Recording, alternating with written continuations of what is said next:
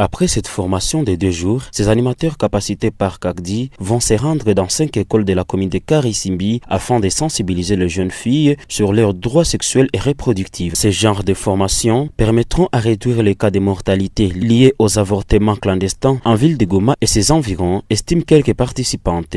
Ce qui m'a motivé premièrement, c'est parce que, surtout par rapport à ces thèmes qu'on nous a donnés avant même de commencer à faire la sensibilisation, ça concernait la santé sexuelle et reproductive. Bon, c'est en train de sensibiliser les jeunes filles sur la santé sexuelle et reproductive. Donc, il arrive qu'une fille porte une grossesse en désir. Si la fille ne veut pas garder la grossesse, donc on l'autorise d'aller se faire avorter. Tout dans des centres de santé reconnus par l'État et dans les grands hôpitaux. Les cas de mortalité maternelle sont à hausse, estimés actuellement à 50%, et cela est dû aux avortements clandestins, selon Maître Karine Nakassa, facilitatrice de ces assises. Je m'attends à ce que les animateurs des CACDI soient en mesure de sensibiliser la communauté sur les droits de la femme en premier, mais aussi les droits à la santé sexuelle et reproductive de tous les jeunes, de toutes les femmes en âge de procréation, mais aussi en expliquant les conditions des fonds et des formes